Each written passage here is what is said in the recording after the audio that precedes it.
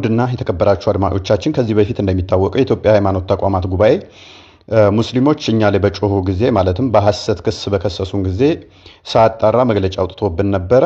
እኛም በተመሳሳይ ግን ሙስሊሞቹ በመረጃ እኛን የተሳደቡበትን ክርስቶስን የተሳደቡበትን ቤተክርስቲያንን የተሳደቡበትን በመረጃ ሳይተን እነኚህም በህግ እንዲጠየቁ መግለጫ እንዲያወጣባቸው ጥሪ ያቀርበን ነበር።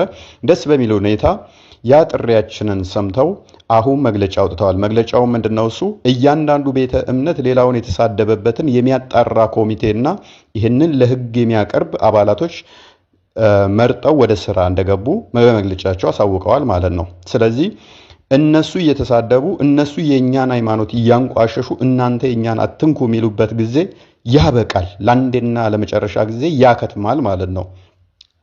በነገራችን ላይ የሌላውን ሃይማኖት በተሳሳተ ሁኔታ ተርጉሞ ማስተማር ራሱ እንደ ስድብ ነው የሚቆጠረው።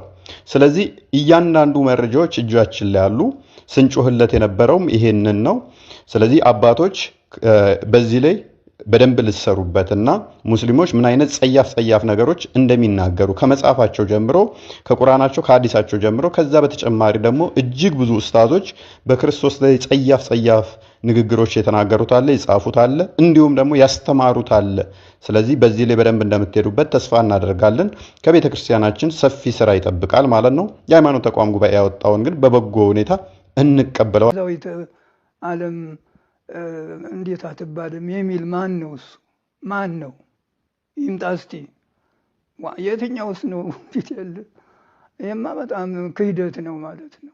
ጸጋ የተሰጣት የአምላክ እናት ቤዛዊተ ዓለም ንግሥተ ዓለም ንግሥተ ሰማይ ወምድር ነው እና ተሷ ጋራ ማንስ ነው ቀና ብሎ የሚያየው? ማን ነው ደግሞ እንዲሁ የሚቃወመው የሚከራከረው? የትኛው ነው? ዓለሙ መጥፎ ነው። ከዚያም ዝም ብለው መዘበራረቅ አያስፈልግም። የድሮ ሊቃውንት ቤዛ ብለው ሲጠሯት የአሁኖቹ ማን ነው ይሄን የሚቃወም? ማንም የለም። ሁሉ እንደ አንድ ልብ መካሪ እንደ አንድ ቃል ተናጋሪ ሆኖ በኢትዮጵያ ኦርቶዶክስ ተዋሕዶ ቤተ ክርስቲያን ስም ከሊቃነ ጳጳሳት ጀምሮ ቤዛዊተ ኩሉ ማይላት የለም። ገድሉም ድርሳኑም ተአምሩም መቅድሙም ከዚህ ከመጽሐፍ ቅዱስ ከፊቴ ከተቀመጠው ውስጥ ነው። እንግዲህ ወንጌል መክበበ መጻሕፍት የመጻሕፍት ሁሉ መንቂያ መፍለቂያ አለቃ ጠበቃ ነው ወንጌል። ገድሉም ድርሳኑም ይከበራል፣ ክቡር ነው። መከራቸውን አይተው የሰሩት ነው እና አባቶቻችን ሐዋርያትም ቅዱሳንም ሂዱ አስተምሩ፣ ድዌዎችን ፈውሱ፣ ሙታንን አንሱ። ታዲያ ከዚህ የበለጠ ምን ቃል ኪዳናል? እመቤታችን የቀርሜሎስ ተራራ ላይ ነው ያለሁት። እንግዲህ ነብዩ ኤልያስ የኖረበትና ብዙ ታምራት የሰራበት ቦታ ነው። በተለይ ከበዓል ነቢያት ጋር መስዋዕት አቅርቡ ብሏቸው እሳት ከሰማይ ወርዶ እንዲበላ ጠይቁ ብሏቸው እነሱን ያዋረደበትና እሱ ግን እሳት ከሰማይ አውርዶ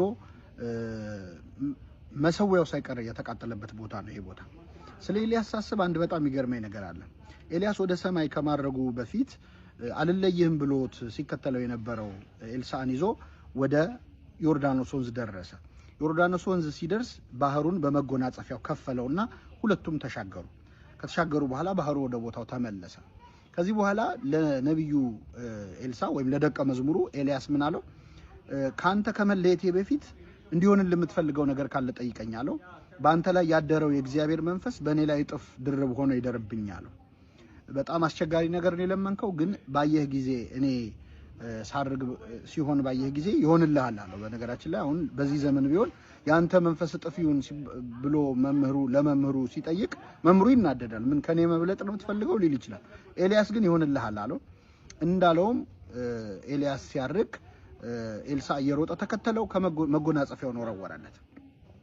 ከዚህ በኋላ ኤልያስ መንፈሱ በኤልሳዕ ላይ እጥፍ ሆኖ እንዳደረ በምንድነው የምናውቀው? ብዙ ጊዜ የሚነገረው ያስነሱት ሙት ቁጥር ነው። ያኛው በአንድ አስነስቶ ነበር። ኤልሳዕ ግን ከሞተ በኋላ ጭምር ሁለተኛ ሙት አስነስቷል። ግን አንድ እዚሁ ታሪክ ላይ ያለ አንድ እውነት አለ። ኤልሳዕ ከኤልያስ መንፈስ ከወረደለት ወይ መጎናጸፊያውን ከተቀበለ በኋላ በዮርዳኖስ ወንዝ ሲመለስ ዮርዳኖስ ወንዝ ሞልቶ ነው የጠበቀው። ቅድም በኤልያስ ጸሎትና በመጎናጸፊያው የተከፈለው ባህር አሁን ገጥሞን የጠበቀው። ስለዚህ ምን አለ ኤልያስ አምላክ ወዴት ነው ብሎ የኤልያስን መጎናጸፊያ መጥቶ ኤልሳ ተሻገረ።